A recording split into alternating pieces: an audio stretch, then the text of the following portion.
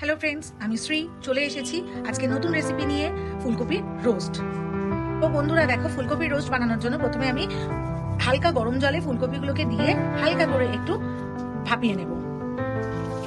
হালকা করে একটু নুন দিয়ে নেবে নিজের আন্দাজ মতো। এই যে আমিও পরিমাণ মতো একটু নুন দিয়ে পেস্টটাকে বন্ধ করে হালকা করে ভাপিয়ে নিলাম।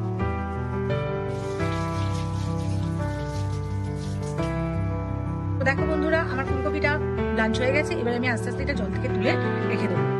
এই যে আমি সুন্দর করে আস্তে আস্তে জল থেকে তুলছি আর রেখে দিচ্ছি। এতে একটু রিফাইন অয়েল নিয়ে নিয়েছি, একটু হালকা করে ফুলকপি আর আমি একটু আলু দিচ্ছি, ভালোবাসি বলে আলু এই দুটোকে সুন্দর করে ভেজে নেব। দেখো আমার তেলটা গরম হয়ে গিয়েছে। এবারে আমি একটু আলুগুলোকে সুন্দর করে ভেজে নেব একটু নুন হলুদ দিয়ে। আমি আলু দিয়ে দিয়েছি, এবার আলুগুলোকে একটু সুন্দর করে ভেজে নেব।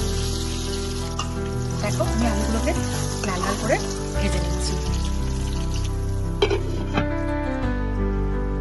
তো দেখো আলুটা হয়ে গিয়েছে। এবার আমি ফুলকপিটা ভেজে নেব। এবার ফুলকপিগুলো দিয়ে দিলাম।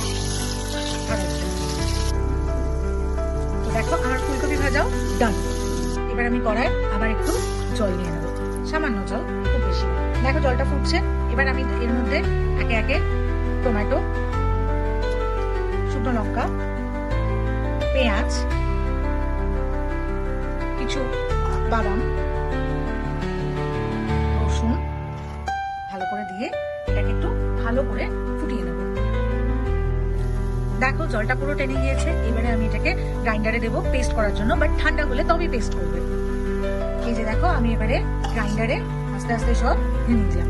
এবার আমি এর মধ্যে একটু পোস্ত দিয়ে দিলাম, এই 1 চামচ মতো পোস্ত দিলাম। আর এবার হচ্ছে 1 চামচ মতো সাদা তিল। বন্ধুরা তিল কিন্তু শরীরের জন্য খুব ভালো, একটু করে সবেতে তিল দেবে, কোলেস্ট্রল কমায় তিল, খুব ভালো। দেখো আমি কড়াই তেল গরম বসিয়ে দিয়েছি আর তার মধ্যে একটু সামান্য ঘি দিলাম, খুব অল্প একটু। এরপর ফোড়নে গোটা গরম মশলা আর জিরে দিলাম। এরপর পেস্ট করে রাখা ওই মশলাটা সবটা আমি কড়াই দিয়ে দিলাম। একে একে হলুদ গুঁড়ো, জিরে গুঁড়ো, লঙ্কা গুঁড়ো, সামান্য গরম মশলা গুঁড়ো দিয়ে দিলাম। একটু মিষ্টি দিলাম, আমি যেহেতু চিনি খাই না তাই ব্রাউন সুগার দিলাম। সামান্য জল দিয়ে এবার মশলাটাকে ভালো করে কষিয়ে নেব।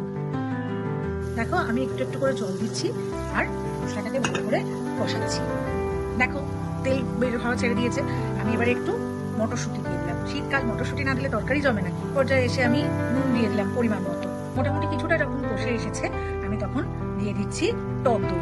গ্যাস কমিয়ে টক দই দিয়ে আস্তে করে হালকা হাতে কিন্তু নাড়াতে হবে, না হলে দইটা ফেটে তরকারিটা নষ্ট হয়ে যায়। বন্ধুরা সুন্দর করে কষে গিয়েছে, একটা তেল বেরোনো শুরু হয়ে গেছে। এখানে আমি একটুখানি কসুরি মেথি ছড়িয়ে দিলাম। দেখো সুন্দর করে গ্রেভিটা ফুটে গেছে। এবারে আমি এই পর্যায়ে আলুগুলো আর ফুলকপিটা দিয়ে দেবো। আলুগুলো আমি দিয়ে দিলাম, কফিটা দিয়ে দিলাম। এই আমার অলমোস্ট রেডি। এবারে আমি একটু গরম মশলা দিয়ে কিছুক্ষণের জন্য ঢাকা দিয়ে দেবো। দেখো বন্ধুরা আমার গরম গরম ফুলকপির রোস্ট রেডি।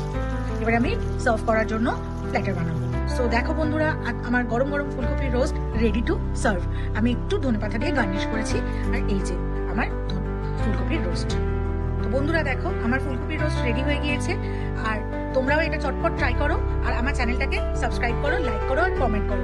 ভালো লাগলে কিন্তু আমাকে কমেন্টে অবশ্যই জানিও কিরকম হয়েছে।